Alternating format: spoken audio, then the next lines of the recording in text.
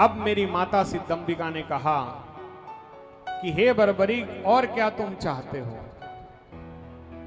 तो मेरे बाबा मुस्कुराए और कहा कि हे मां, हमेशा आपकी कृपा मुझ पर बनी रहे, मैं सदा आपका नाम लेता रहूं और सदा भक्ति में रहूं, हमेशा निर्बल का सहारा बनूं, कमजोर का साथी बनूं, हारे का सहारा कहलाऊं, ऐसा वरदान मुझे आप दे दो मां। तो मां तो बड़ी करुणामयी होती है। हमारी इतनी माताएं यहाँ बैठी हैं, ये भी कितनी करुणा से ये कथा को सुन रही हैं। तो हर माँ के हृदय में बड़ी करुणा होती है, बड़ी दया होती है। तो ये दयामयी माँ बहुत निराली होती है।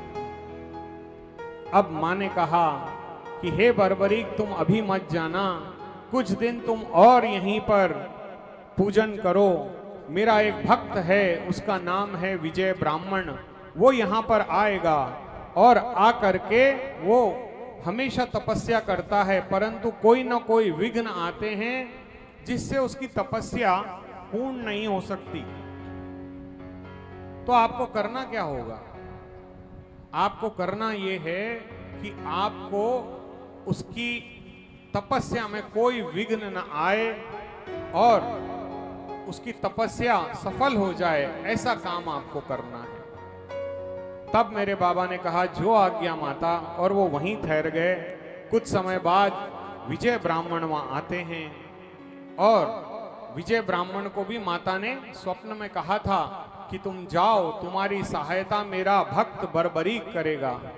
अब जैसे ही वो आते हैं तो वो अपनी बाबा से नमस्कार करते हैं और कहते हैं कि आप ही वो महान व्यक्ति हो जो मेरी तपस्या में मेरी सहायता करेंगे, ऐसा मां सिद्धंबिका ने मुझे कहा है।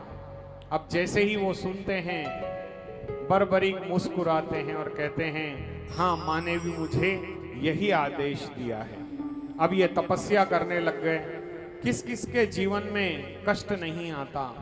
हर व्यक्ति के जीवन में कष्ट आता है और इसी कष्ट के निवारण हेतु उन्होंने ओम गम गणपतये नमः इस मंत्र से नित्य प्रति भगवान गणेश की आराधना की। और गणेश्वर कल्प, यदि आप सभी जीवन में कभी आपके कोई परेशानी हो जिसका समाधान आपको नहीं मिल रहा, तो आप इस गणेश्वर कल्प को पढ़ सकते हैं। ये गूगल में आपको PDF फॉर्मेट में मिल जाएगा।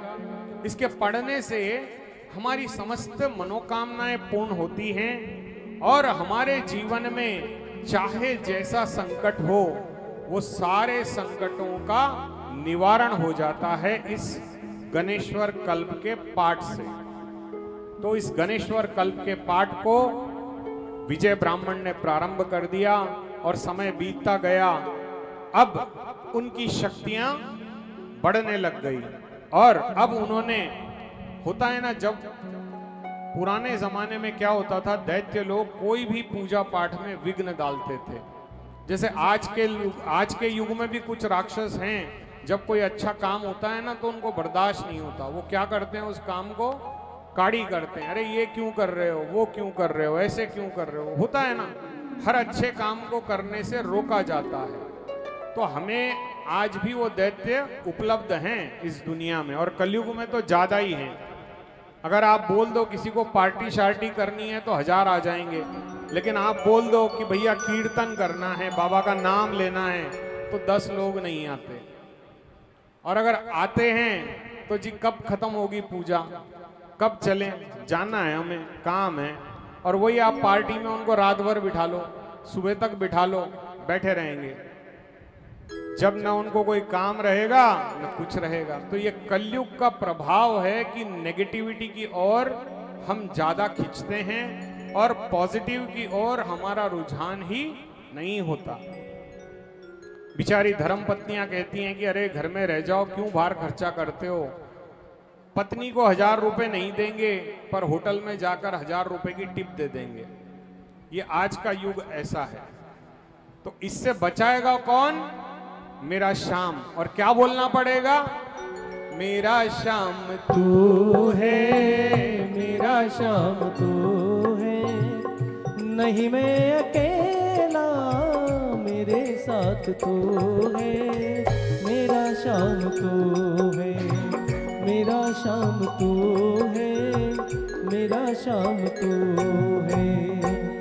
अब अपराजित वैष्णवी विद्या से मेरे विजय ब्राह्मण ने माता को प्रसन्न किया। ये अपराजित वैष्णवी विद्या का पाठ भी आपको गूगल से मिल जाएगा और आप इसे डाउनलोड कर लेना। और जीवन में लगे कि कोई समस्या है तो अवश्य इसका पाठ करना। अब इसका पाठ वो करने लग गए और हवन करने लग गए। समय बीतता गया। एक दिन क्या देखते हैं, बर्बरीक जी की कोई राक्षस आकर के विजय ब्राह्मण की ओर भागा चला आ रहा है। मेरे बाबा ने तुरंत उसे पटका और उसके प्राण पखेरु उड़ गए।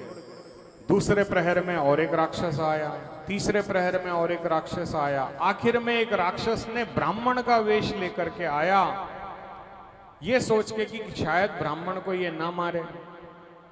परंतु मेरे बाबा पहचान गए कि ये ब्राह्मण नहीं, ये तो कोई राक्षस है। अब मेरे बाबा उसके पीछे दौड़े और वो दौड़ता दौड़ता पाताल में चला गया, जहां पर 9 करोड़ कितने 9 करोड़ पलाशी दैत्य बाबा का इंतजार कर रहे थे कि हम इसे आज मारेंगे।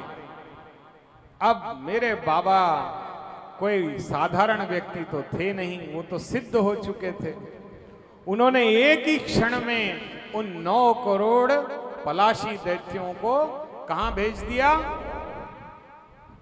वैकुंठ भेज दिया। क्योंकि उनकी मृत्यु किनके हाथ से हुई? मेरे बाबा शाम के हाथ से हुई।